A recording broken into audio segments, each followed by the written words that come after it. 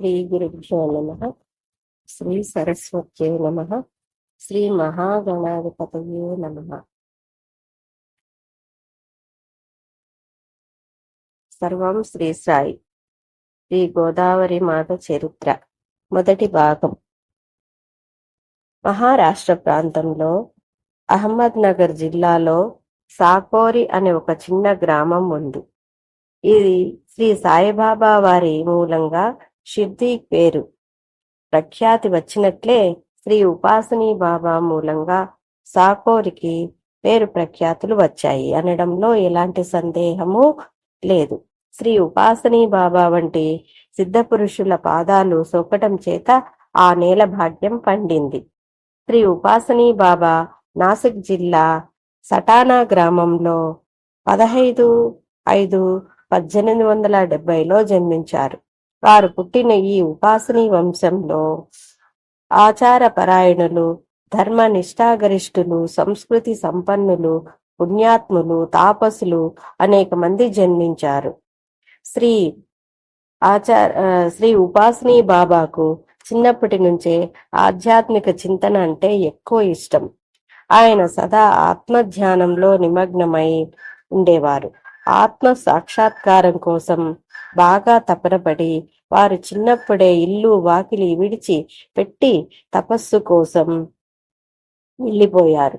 సద్గురువును వెతుకుతూ తిరుగుతూ ఉండగా ఆయనకు షిర్డీలో సాయిబాబా తారసపడ్డారు. ఉపాసనీ బాబా షిర్డీలో దాదాపు 4 సంవత్సరాలుండి సాయిబాబాను సేవించారు. షిర్డీలో ఆయన అనేక విధాలుగా అనేక బాధలు కష్టాలు పడ్డారు.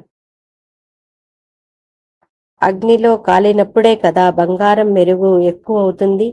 సాయిబాబా అనుగ్రహం వలన సిద్ధావస్థ ప్రాప్తించిన తర్వాత ఉపాసనీ బాబా షిర్దీ విడిచిపెట్టి ఖర్గపురానికి పోయి అక్కడ నుండి నాగపురం, మీరస్పూర్ ప్రాంతాలు తిరిగి చివరికి సాకోరికి చేరారు.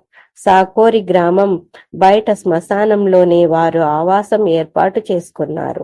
ఈ మహాపురుషుని ప్రభావం చేతనే ఆ శ్మశానం వైకుంఠంగా మారిపోయింది.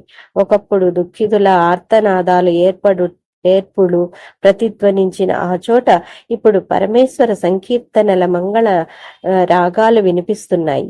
అక్కడి వాతావరణమంతా భగవన్నామంతో నిండిపోయింది.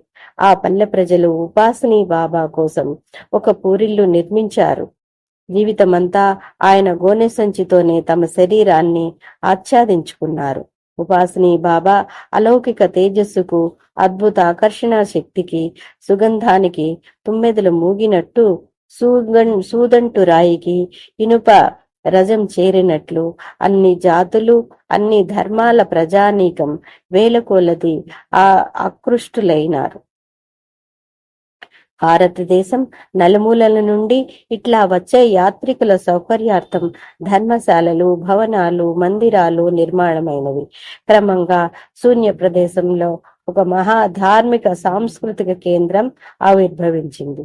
అది 1924వ సంవత్సరం మహాశివరాత్రి పర్వదిన కాలం. వివిధ ప్రాంతాల నుండి ఉపాసనీ బాబా దర్శనం కోసం చాలా మంది సాకోరికి చేరుకున్నారు.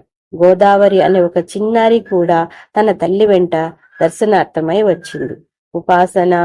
ఉపాసనీ బాబా దర్శనానికి వచ్చేవారు పూలు, దూర్వాదళాలు సమర్పించడం పరిపాటే. అందువలన గోదావరి కూడా దూర్వాంకురాలు కోసే ప్రయత్నంలో ఉన్నది. అప్పుడే, ఓ పిల్ల, చెట్టు దగ్గర ఏం చేస్తున్నావు? ఉపాసనీ బాబా దర్శనానికి పో అంటూ ఒక మహిళ హెచ్చరించింది. ఆ మహిళ పేరు దుర్గాబాయి కర్మార్కర్. ఆశ్రమం, బరువు బాధ్యతలు, వ్యవహారాలు ఆమె పర్యవేక్షించేది. ఆమె ఆజ్ఞ లేనిదే ఆకైనా కదిలేది కాదు. చిన్నారి గోదావరి అట్లాగే ఉపాసనీ బాబా దర్శనం కోసం గుడిసెలోనికి వెళ్ళింది. ఉపాసనీ బాబా ఒక్కరే స్తంభానికి ఒరిగి కూర్చున్నారు. ఆయన చుట్టూ పండ్లు, పూలు, కొబ్బరికాయలు పోగులు పడి ఉన్నాయి. ఉపాసనీ బాబా వారి తేజస్వంతమైన వ్యక్తిత్వాన్ని చూసి చిన్నారి గోదావరికి అయస్కాంతం వలె ఆకృష్టురాలై పరమానందంతో పరవశించింది. ఆయన పాద పద్మాలపై మౌనంగా తన శిరస్సును ఉంచింది. వెంటనే ఉపాసిని బాబా ఒక పూలదండ ఆమె మెడలో వేసి ప్రక్కన కూర్చుండబెట్టుకుని అందరి వైపు వేలెత్తి చూపుతూ, ఈ సమస్తము నీది, మునుముందు నీవే దీని భారం వహించాలి అన్నారు. క్షణం సేపటి తర్వాత ఆ పాప ఆనంద పారవశ్యంతో గంతులు వేస్తూ తన తల్లి ఉన్న గదికి పరిగెత్తి జరిగినదంతా తల్లికి